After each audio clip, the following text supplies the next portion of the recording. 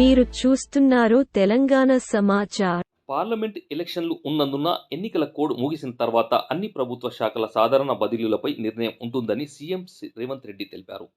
ఒక్క అటవీ శాఖలోనే కాకుండా అన్ని విభాగాల్లోనూ ఏళ్లుగా ఒకే చోట పాతుకుపోయిన ఉద్యోగులను బదిలీ చేసేలా సాధారణ బదిలీలకు మార్గదర్శకాలు తయారు చేయాలని అధికారులను ఆదేశించారు.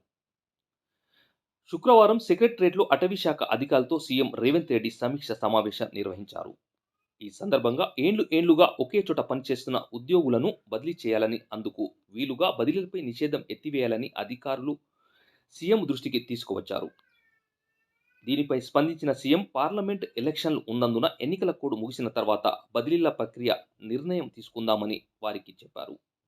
ఉద్యోగుల పిల్లల చదువులకు కూడా ఇబ్బంది లేకుండా వేసవిలోనే బదిలీల ప్రక్రియ పూర్తి చేసే బాగుంటుందని అభిప్రాయపడ్డారు. అటవీ శాఖ నుంచి డిప్యుటేషన్పై వెళ్లి ఇతర విభాగాల్లో పనిచేస్తున్న ఉద్యోగుల వివరాలకు వెంటనే సమర్పించాలని అధికారులను ఆదేశించారు. అవసరమైతే వెంటనే వారి వెనక్కి రప్పించే చర్యలు చేపడతామని చెప్పారు. రాష్ట్రంలో ఈకో టూరిజం అభివృద్ధికి ప్రణాళికలు రూపొందించాలని ఆదేశించారు. అటవీ శాఖ, పర్యటన శాఖ సమన్వయంతో పనిచేయాలని సూచించారు. తెలంగాణలో అడవులతో ముడిపడి ఉన్న ప్రకృతి అందాలను, పర్యాటక ప్రాంతాలను అంతర్జాతీయ స్థాయి గుర్తింపు సాధించేలా ప్రతిపాదనలు రూపొందించాలన్నారు. ఈ సందర్భంగా స్టేట్ ప్రెసిడెంట్ మౌజం అలీ ఖాన్ మాట్లాడారు. ఇంత పెద్ద తెలంగాణలో ఉన్న అడవులంతా ఒక 4000 మందితోనే మేము ప్రొటెక్షన్ చేస్తున్నాం సార్. చాలా ఇబ్బందులు ఉన్నాయి, మాకు చాలా రిస్క్ ఉన్నది. ఈ గత మేము డ్యూటీలు విధించే టైంలో చాలా మంది అసాల్ట్స్ జరిగి వాళ్ళ ప్రాణాలు కూడా కోలుకున్నారు సార్. ఖచ్చితంగా మాకు కొంచెం స్టాఫ్ ని మాకు గతంలో sir wild life division and social forestry 2 డివిజన్లు ఉండే సార్.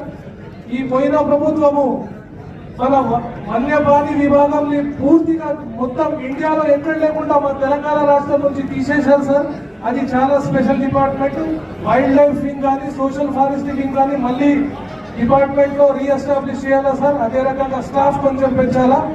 మాకు ఒక చిన్న 2 విషయాలు మన దృష్టికి రావాలా సార్. ఫారెస్ట్ లో ఎక్కడొక్క చెట్టు కట్టైనా కానీ మా సర్వీస్ నుంచి డిటెక్ట్ చేస్తున్నారు సార్. అది ఏ రూమ్లలో ఎక్కడ కూడా మాకు అర్థమవుతలేదు సార్. చాలా మందికి విజిలెన్స్ ఎన్ఫోర్స్మెంట్ కేసెస్ దశాబ్దాల తరబడి పెండింగ్ ఉండి పెన్షన్ రాకుండా, వాళ్లకు ప్రమోషన్ రాకుండా ఆగిపోయారు సార్. మళ్ళీ ఒక 10 సంవత్సరాల నుంచి వాళ్ళు ఒకటే చోట పనిచేసుకుంటూ అక్కడ వాళ్ళకు చాలా రిస్క్ థ్రెట్ ఉన్నది సార్. మళ్ళీ మాకు కొంచెం రిస్క్ వాలెన్స్ పెంచి మాకు ఇన్సూరెన్స్ కూడా ఇస్తూ భద్రత, ఆరోగ్య భద్రత అన్ని ఇవ్వాలని కోరుకుంటూ సార్. మన ప్రభుత్వం వచ్చింది, మీరు వచ్చారు, మనం వచ్చారు సార్. అందరం ఇంకా మంచిగా గట్టిగా గొప్పగా పనిచేసుకుంటూ ముందుకు సాగుతాం సార్. కొంచెం మాకు డిపార్ట్మెంట్ మీద కొంచెం స్పెషల్ దృష్టి ఉండాలని కోరుకుంటున్నాం సార్.